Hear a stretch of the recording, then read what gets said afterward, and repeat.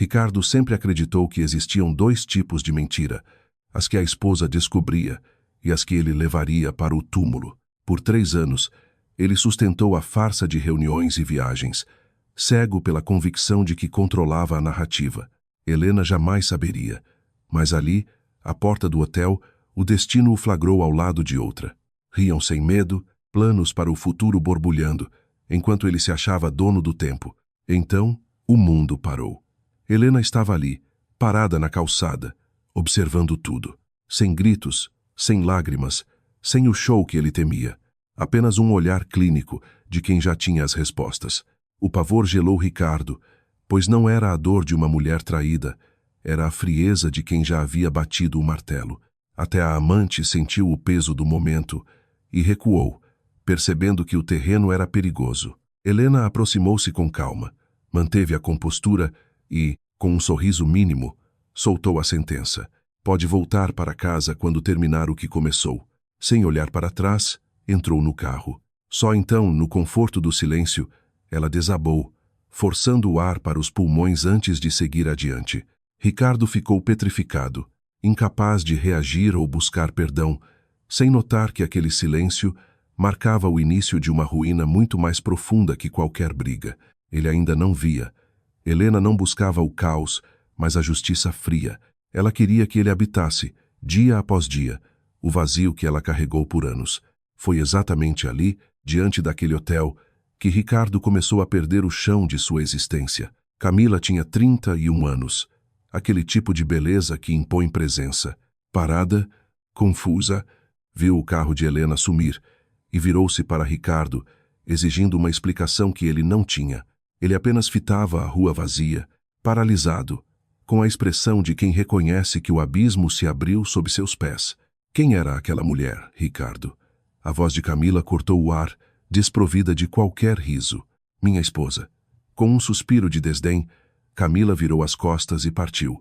Ele não tinha respostas, pois sua mente era um labirinto de erros. Ela deveria ter explodido, feito um escândalo, implorado por uma explicação ali mesmo na calçada. Era o que seu ego desenhou, o que ele esperava como desfecho. Mas ela partiu com uma elegância assustadora, como se aquele fim fosse apenas um detalhe irrelevante, como se ele tivesse deixado de ser o centro do mundo dela. Camila agarrou a bolsa com força. Resolve sua vida e me liga. Também foi embora. O silêncio da noite o cercou, frio e impiedoso. Ao redor, a vida seguia como se nada tivesse colapsado. Para o mundo, era só uma rua comum. Para ele, era a cicatriz de uma vida que começava a ruir. Chegou em casa após a meia-noite. A luz da sala estava acesa, desafiando suas expectativas.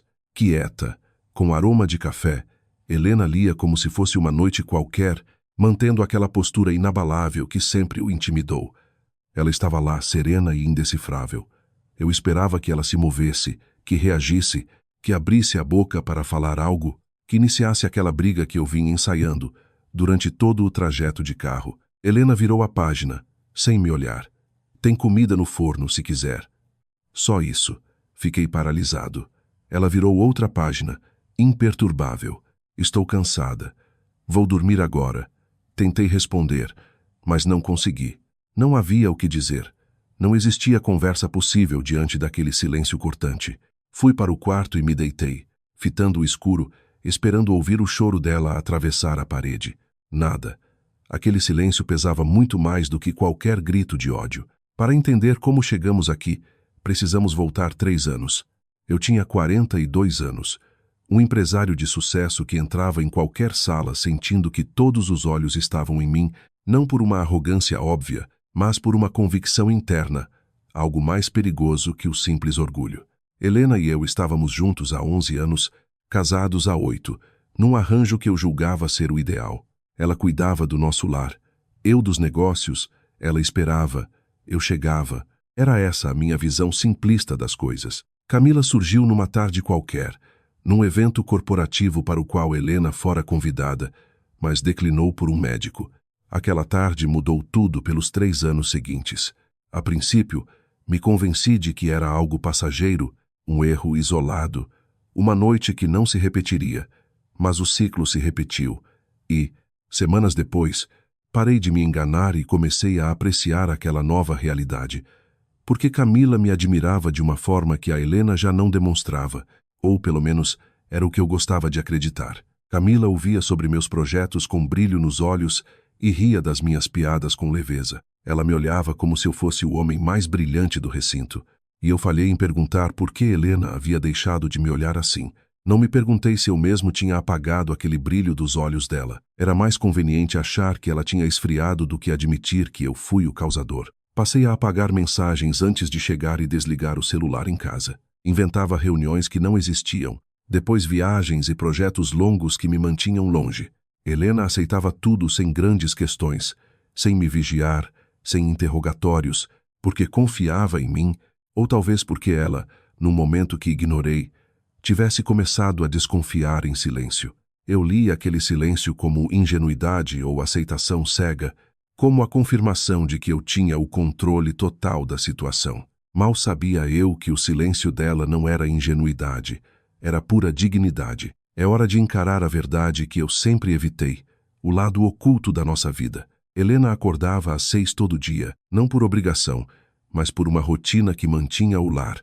Mesmo quando o casamento já não a apoiava, ela era consultora, uma carreira que ela diminuiu drasticamente nos primeiros anos conosco, porque eu sugeri de forma sutil que seria melhor para nós.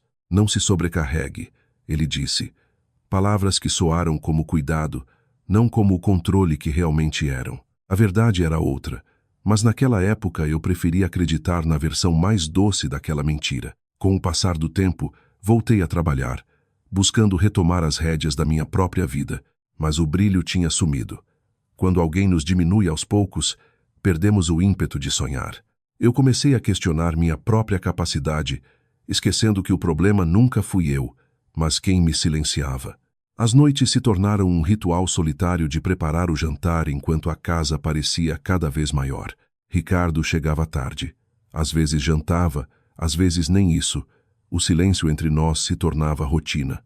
Eu guardava a comida e limpava a mesa sozinha, um hábito que me ajudava a esconder a dor. Dividíamos o mesmo teto, é verdade, mas éramos dois estranhos vivendo em mundos que não se cruzavam. Nos fins de semana, ele estava fisicamente ali, mas sua mente vagava por caminhos que eu não podia seguir. Com o celular na mão e um sorriso alheio, ele parecia distante, como se a vida dele acontecesse longe daqui. Tentei conversar tantas vezes. Ricardo, nós precisamos nos reconectar. Precisamos passar mais tempo juntos, eu dizia. Ele sempre tinha uma desculpa pronta. Estou exausto, Helena. Deixa isso para depois. Perguntei se estava tudo bem, pois sentia o distanciamento. Ele respondia que era só estresse, nada demais. O fim de semana que planejamos, ele sempre prometia, jurava que faria acontecer, mas eram apenas palavras. Ele nunca confirmava nada. Com o tempo, entendi o padrão e simplesmente parei de perguntar. Quando o meu silêncio finalmente chegou, ele cometeu o erro de achar que eu havia me conformado, que a paz tinha voltado ao nosso casamento. Ele não entendia que, quando paro de pedir o que preciso, não é por falta de necessidade, é porque perdi a esperança de que você algum dia fosse me oferecer. Lembro daquela noite, nosso 8º aniversário de casamento, uma data que eu ainda tentava salvar. Reservei um lugar discreto, apenas nós dois. Queria recuperar aquela conexão que eu via escapar entre meus dedos, sem nem saber mais se era possível resgatar o que fomos um dia. Ele chegou às 9 da noite. A reserva era para as 8. O atraso já dizia tudo. Ricardo tinha esquecido completamente a importância daquela data. Pediu desculpas, falou de clientes. Eu olhei nos olhos dele por um segundo e disse: tudo bem, vou cancelar. Sem drama, sem brigas. Apenas o reconhecimento silencioso de que não valia mais a pena lutar. Vi um desconforto passar pelo rosto dele, mas durou pouco. Logo o celular vibrou no bolso. Vi o sorriso que surgiu ao ver a mensagem de Camila. O incômodo desapareceu instantaneamente. Aquele sorriso não era para mim. Eu guardei aquela imagem, uma peça final do quebra-cabeça. Comecei a construir um silêncio que crescia dentro de mim, uma armadura feita de clareza. Não era raiva, era a convicção de que o fim tinha chegado. Ele era o único que não sabia. Nos dias seguintes, Ricardo ficou em alerta, esperando pela explosão que ele acreditava ser inevitável. Era o padrão de tantos casamentos que ele conhecia. A esposa descobre, o caos se instala. Gritos, objetos quebrados, o drama esperado de uma traição. Eles esperam o choro e a discussão, pois isso mantém o controle da narrativa nas mãos deles. Ele já ensaiava sua defesa, pronto para o conflito que o faria se sentir necessário, mesmo que culpado. Tinha na ponta da língua o pedido de desculpas vazio, um discurso ensaiado sobre como ele me amava e como tudo não passava de um erro bobo. Ele queria o roteiro, mas eu já tinha mudado de peça. Eu não iria jogar o jogo dele. Na manhã seguinte, acordei cedo, me arrumei com cuidado e segui minha rotina. Estava pronta para o trabalho. Saio cedo hoje. Tenho uma reunião importante. Falei naturalmente. Ele perguntou com quem. Parei, olhei para ele com estranheza, respondi que era com um cliente e saí. Deixei Ricardo sozinho na cozinha. O silêncio dele agora era de confusão, sem as respostas que ele queria. Ele esperava um pedido de clemência, mas eu não iria implorar pelo que já tinha acabado. Aquela percepção me atingiu aos poucos, como uma maré silenciosa, mas implacável. Eu não pediria nada. Não era mais sobre implorar, era sobre silêncio.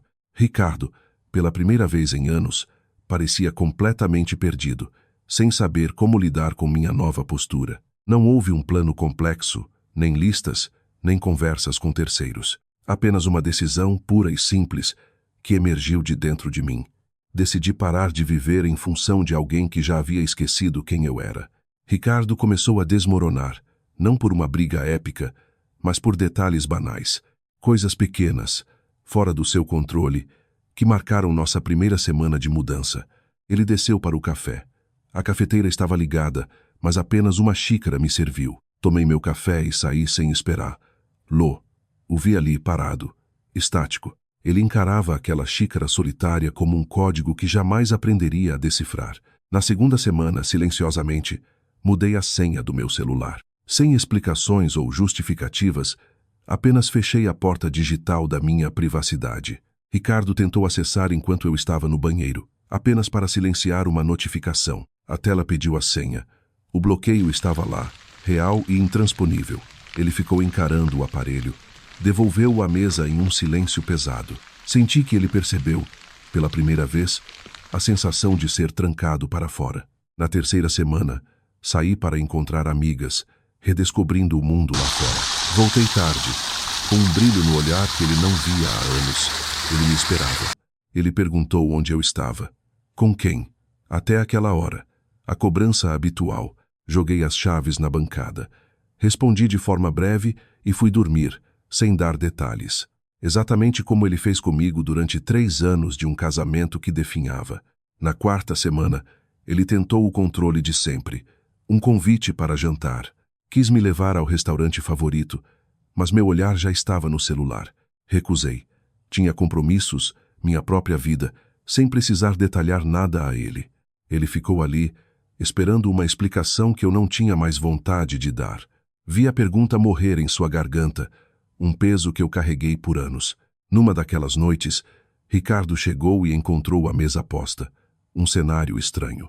2 taças, jantar pronto. Ele deve ter pensado que o perdão enfim chegara. Encontrou um bilhete ao lado do prato. Meus olhos mal pousaram nele antes de seguir. Jantei comigo mesma esta noite. Foi a primeira vez que apreciei minha própria companhia. Guardei o jantar dele, um gesto de carinho, mas a distância era evidente. Ele ficou ali, com o papel na mão, tentando medir o tamanho do abismo. Quinta semana. Trouxe roupas novas, sem pedir opinião ou mostrar para a aprovação. Eu já não precisava do olhar dele para me sentir bonita ou validada. Saí usando algo que ele nunca viu, uma blusa que mudava minha própria imagem, elegante e segura, com o autocuidado de quem, finalmente, voltou a se enxergar no espelho. Ele me observou na porta, notando a mudança na minha postura, no meu caminhar. Eu não caminhava mais como alguém que pedia licença, mas como dona do meu espaço. Ele tentou falar, mas eu já tinha partido, pronta para reencontrar a mim mesma. Lembro quando liguei para a Fernanda semanas antes, com tanta saudade. Apenas queria marcar um almoço, retomar os laços que o tempo quase destruiu. A voz dela, do outro lado, carregava a esperança de quem aguardava esse sinal. Marcamos para a quinta, Um dia que se tornou meu novo horizonte de liberdade. Naquele almoço, passei horas rindo e falando, curando o que ele nunca viu quebrar. Ser ouvida, enfim, lembrando de quem eu era antes de tentar salvar um casamento em ruínas. Cheguei em casa com o rosto diferente. Ricardo me esperava. Foi aonde? Almoço com a Fernanda. Você podia ter avisado. Deixei minha bolsa sobre a cadeira. Eu não sabia que precisava avisar. E fui direto para o banheiro. Ricardo ficou lá, estático, com aquela minha frase ecoando. Eu não sabia que precisava. Ele me disse exatamente isso durante anos, só que de formas mais silenciosas. Eu só devolvi a frase agora. Ele nem percebeu. Ainda não. Se você chegou até aqui e essa história te toca, aproveita esse momento e se inscreve. Histórias como essa servem para nos lembrar do que realmente importa na vida. Enquanto eu florescia, Camila notou que tinha perdido o Ricardo sem ninguém notar. Ele havia sumido pouco a pouco. Mensagens ficando cada vez mais secas. Encontros cancelados com desculpas vagas. Muita coisa para fazer. Semana pesada, sabe? A gente se fala depois. Camila não era boba. Ela conhecia bem esses sinais. Já viu isso com outros homens. Nunca achou que veria com ele. Numa tarde de terça, ela mandou uma real. Você ainda tá nessa ou já era? Ricardo encarou a tela por um tempo e respondeu com a única verdade em semanas. Desculpa, Camila, acho que já era. Ela não respondeu mais. E Ricardo sentiu, olhando aquela conversa morta, que tinha destruído tantas coisas com as mesmas mãos, sem nunca parar para pensar nas consequências. Convencido de que não haveria preço. Um dia, um buquê chegou para mim. Ricardo viu o cartão na mesa. Quem mandou? Não importa. Coloquei as flores na água e não disse absolutamente nada. Em casa, ele tentou falar comigo. Não do jeito honesto que a dor exigia, mas do jeito dele, de cima, como se o que sentíamos fosse apenas um problema administrativo. Helena, precisamos conversar sobre o que houve. Eu estava dobrando roupas no quarto. Continuei o serviço. Pode falar. Não, olha para mim enquanto fala. Parei, virei e encarei ele com aquela expressão que ele nunca decifrou. Pode falar, Ricardo. Ele abriu a boca e viu que não tinha o discurso pronto. O que você viu no hotel? Eu sei o que vi. Então me deixa explicar. Você não precisa explicar nada. Aquilo o desarmou. Como assim? Você é livre. Eu vi o que vi, sem explicações. Voltei para as roupas. Ricardo deu um passo à frente. Helena, isso não é normal.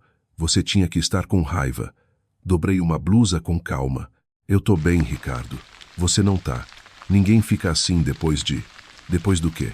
A pergunta veio calma, sem ironias, sem ataques. Apenas a pergunta. Ricardo emudeceu, pois qualquer palavra ali seria a confissão plena que ele evitava. Ele saiu do quarto e, pela primeira vez em 3 anos, sentiu que tinha perdido a voz comigo. Nos dias que seguiram, ele tentou mudar. Chegou mais cedo em casa. Eu tinha saído. Mandei mensagem. Ele respondeu horas depois. Tô bem. Chego mais tarde. Ele perguntou onde eu estava. Respondi curta. Por aí, 2 caracteres que viraram uma pedra no estômago dele. Ele foi o tipo de homem que me respondeu por aí dezenas de vezes, sem nunca imaginar o peso daquilo. Agora ele sabia. Doía de um jeito muito específico. A dor de quem está só, sem ter onde se ancorar. De quem pergunta e o silêncio é a única resposta. 3 semanas após o hotel, Ricardo chegou em casa às 7 da noite, algo que não via há meses. A casa parecia impecável, tudo organizado. Aquele silêncio que não era paz, mas a marca de uma ausência profunda. Helena não estava. Deixou um bilhete sobre a bancada e comida pronta na geladeira. Chego tarde, dizia o recado. Ele abriu a geladeira, sentindo o peso do vazio. O prato do jantar estava lá, preparado por ela, mesmo sem saber se ele viria. Ricardo esquentou a comida, sentou-se sozinho àquela mesa grande e comeu em total silêncio. Seus olhos fixavam a cadeira vazia de Helena, imaginando o que restava ali. Buscou na memória o último jantar real que tiveram, mas a lembrança simplesmente fugiu. Naquela refeição solitária, a ficha finalmente caiu. Não era a falta da Helena que doía, mas a falta de alguém que o esperasse. Foi para a sala, ligou a TV e 20 minutos depois notou algo estranho. Eu estava olhando para a tela, mas nada entrava. Minha mente vagava por aquele silêncio pesado. A casa estava muda de um jeito que nunca tinha reparado antes. Não era paz, não. Era o silêncio de um espaço que ninguém mais ocupava. Onde estavam as músicas que ela colocava baixo, ali no aparelho da cozinha? Onde estava o barulho dos passos dela pelo corredor? O som da torneira, o ritual de lavar o rosto antes de dormir, pequenas coisas que nunca notei, mas que agora, na falta, criavam um barulho ensurdecedor de vazio. Caminhei até o quarto e, sem pensar, abri a gaveta de Helena. Quase nada. Só uma caneta, um marcador de livro. Fechei e fui ao armário. As roupas estavam lá, mas faltavam peças, lacunas que antes passaram despercebidas. Ela tinha ido embora aos poucos, sutilmente, sem alarde, dia após dia. Sentei na beirada da cama, tentando calcular o momento exato em que tudo começou a desmoronar. Quando ela se desligou de verdade. Não foi no hotel, foi num sábado, percebi tarde demais. Buscava um documento no depósito e encontrei as caixas esquecidas. Eram caixas antigas, da nossa mudança de 7 anos atrás, nunca totalmente abertas.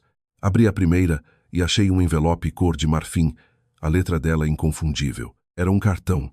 Nosso 3º aniversário de casamento. Ricardo, dizia ela, esses 3 anos foram os melhores da minha vida. Obrigada por me escolher todos os dias. Eu vou continuar te escolhendo para sempre, Helena. Fiquei ali, encarando aquelas palavras por horas. Então decidi esvaziar a caixa inteira. Achei a foto daquela viagem ao sul, 4 anos atrás. Helena de chapéu, rindo aquele riso genuíno, sem ensaios, tão vivo. O riso que se perde quando a gente para de cuidar de quem a gente ama. Abri a agenda dela. Estava cheia de planos e sonhos escritos à mão.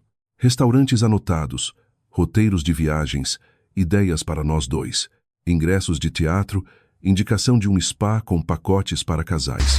E nada disso saiu do papel. Cada plano era uma tentativa que eu ignorei. Eu sempre tinha uma reunião, um voo, algo mais importante. Depois, encontrei os bilhetes. Pequenos pedaços de papel dobrados, escondidos, que ela havia escondido por tantos anos, espalhados pela casa.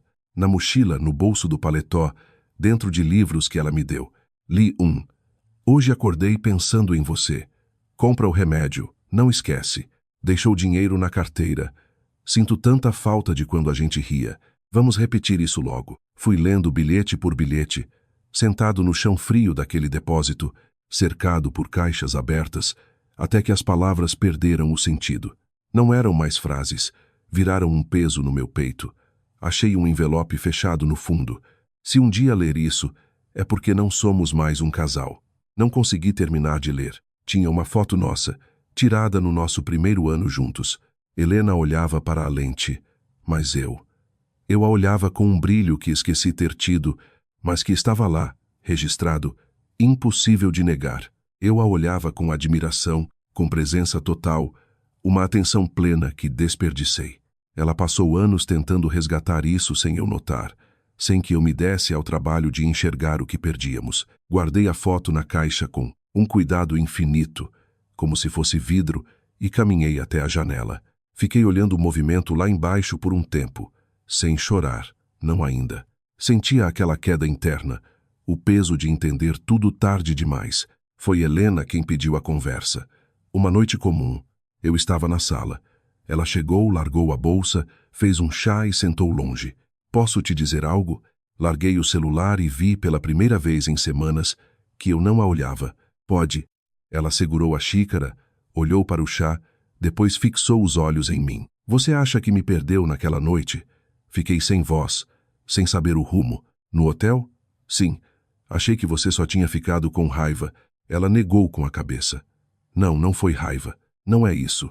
Bebeu o chá devagar, como se tivesse ensaiado aquilo por anos. Você não me perdeu naquela noite, Ricardo. Silêncio. Você me perdeu aos poucos. Um silêncio que doía. Perdeu no nosso aniversário, quando chegou em casa sorrindo para o celular, e não era para mim. Tentei falar, mas ela seguiu. Me perdeu quando parou de ir aos lugares que eu planejei para nós dois. Sem aviso, sem um motivo, você simplesmente não apareceu. Me perdeu quando eu perguntava do seu dia e você respondia com monossílabos. Não era cansaço, era porque eu já não era a pessoa que você queria por perto. Ela não gritava, A voz era calma, constante. Não era raiva, era a verdade finalmente sendo entregue. Me perdeu quando eu precisava da sua presença e você me dava a ausência disfarçada de trabalho. Aquilo me atravessou, não como uma acusação, mas como o diagnóstico exato da nossa ruína, com uma clareza que eu jamais teria sozinho.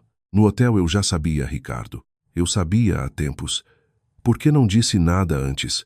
Helena me olhava com aquela expressão que aprendi a temer, justamente por não conseguir decifrar. Eu ficava esperando que você percebesse tudo por conta própria. Pausa. Que eu valia muito mais do que o pouco que você estava me oferecendo. Senti meu peito apertar de um jeito sem nome. E você simplesmente não percebeu. Ela levantou, pegou a xícara, caminhou até a cozinha e antes de sair virou para mim. Não estou com raiva, mas parei de esperar. Entrou e me deixou ali. Fiquei sozinho no sofá com aquelas palavras no ar, sentindo que o chão tinha sumido. Não foi de repente, foi devagar, exatamente como ela sempre descreveu. E quando uma mulher para de acreditar, ela não vai embora do dia para a noite. Ela vai embora em silêncio absoluto. Naquela noite, depois que Helena dormiu, finalmente entendi tudo. Não em pedaços, mas de uma vez. Passei 3 anos sustentando uma mentira, achando que tinha o controle de tudo. Acreditava que ela esperaria, que nosso casamento resistiria a qualquer coisa. Imaginei que poderia viver 2 vidas paralelas para sempre, sem precisar escolher nada. Mas a verdade era outra. Enquanto eu construía aquela farsa, Helena silenciosamente começou a se despedir, sem drama, sem malas na porta, mas com algo infinitamente mais difícil de reverter. Ela parou de acreditar em mim. E quando a fé acaba, não é o amor que muda primeiro, é a visão do futuro, que desaparece antes de qualquer palavra. Fui até o banheiro, encarei o espelho e tentei encontrar a versão de mim que aparecia nas fotos antigas. O homem que olhava para Helena com atenção total. Eu estava em algum lugar ali dentro, mas enterrado por anos de escolhas que pareciam pequenas, mas que agora formavam uma montanha que eu não sabia se conseguiria escalar. Tentei falar com a Helena de um jeito novo, sem discursos, sem defesas, sem aquele Ricardo cheio de respostas prontas. Posso te pedir uma coisa? Ela estava na varanda com o livro e o chá, com uma presença que agora parecia inteira novamente. Pode falar. Me dá uma chance de mostrar que mudei, que não sou o mesmo. Helena fechou o livro e olhou o horizonte por um tempo que pareceu eterno. Ricardo, não precisa responder agora. É isso que vai dizer? Ela virou para mim. É que essa frase eu já disse para mim mesma antes. A versão que eu repetia toda vez que você falhava e eu, por medo, ficava. Pausa. Ele vai mudar. Ele vai perceber. Dá só mais uma chance. Fiquei quieto. Eu me dei muitas chances em nome de nós dois. Não era uma acusação. Era a verdade dita por alguém que não tinha mais nada a perder. Eu entendo que você queira essa chance agora. Ela levantou, mas não sei se ainda tenho chances para dar. Entrou pela porta da varanda.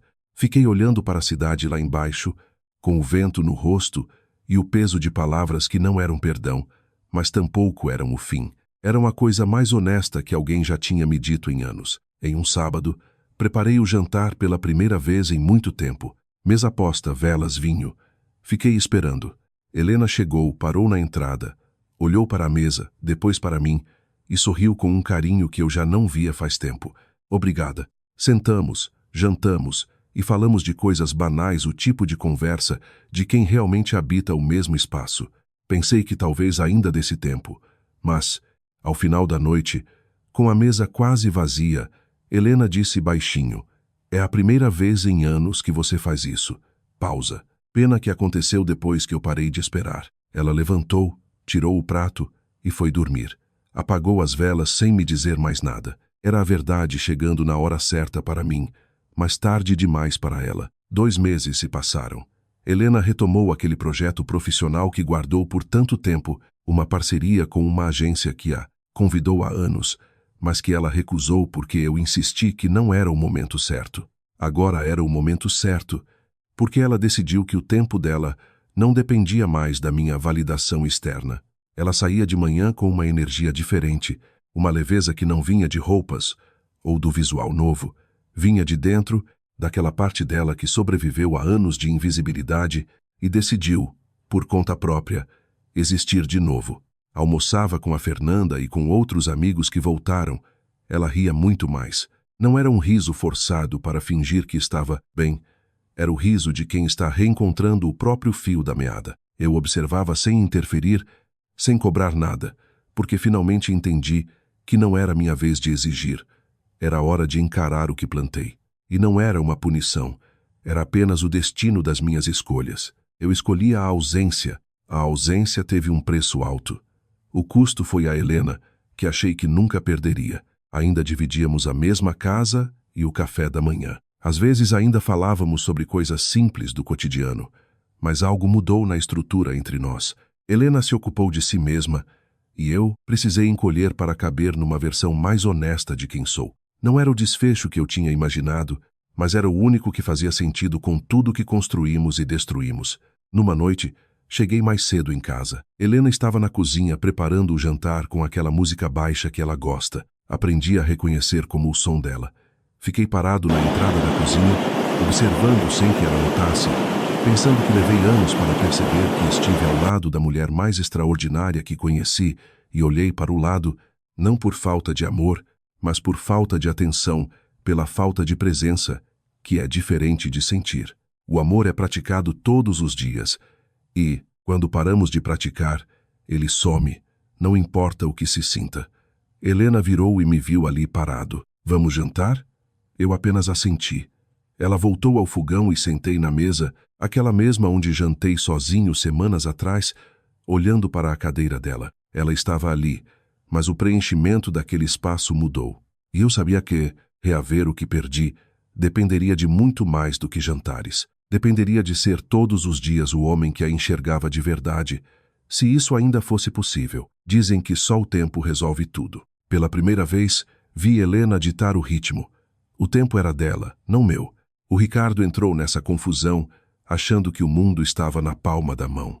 Tinha o casamento, a esposa paciente, a amante que babava pelo jeito dele controlar tudo. No fim, saiu com a verdade nua e crua. Não dá para controlar o que a gente negligencia. Ele não perdeu a Helena da noite para o dia. Ela já tinha ido embora em centenas de noites silenciosas antes daquela. Noites em que ela buscava conexão e ele preferia estar em qualquer outro lugar. É aí que tudo mudou. Helena, com muita dor, finalmente aprendeu a colocar a si mesma em primeiro lugar. Ricardo acordou tarde demais para o peso de perder alguém que o escolhia todo santo dia. E essa lição nunca chega quando a gente quer. Chega bruta, pesada e inegável. Amor não morre de uma hora para outra. Ele vai murchando, num abandono lento de cada vez. Ela não quis se vingar. Só parou de protegê-lo das consequências das burradas que ele mesmo fazia. Isso bastou para colocar abaixo toda aquela ilusão de controle que ele sustentava. Agora, você e eu precisamos analisar isso. O que você pensa? Teria mantido a dignidade da Helena ou teria partido para o confronto? Me conta sua visão. Deixa sua opinião aqui nos comentários. Histórias assim servem de alerta para nós. Amor não é só o que bate no peito. É o que a gente decide cultivar, todo dia. O que você escolhe praticar?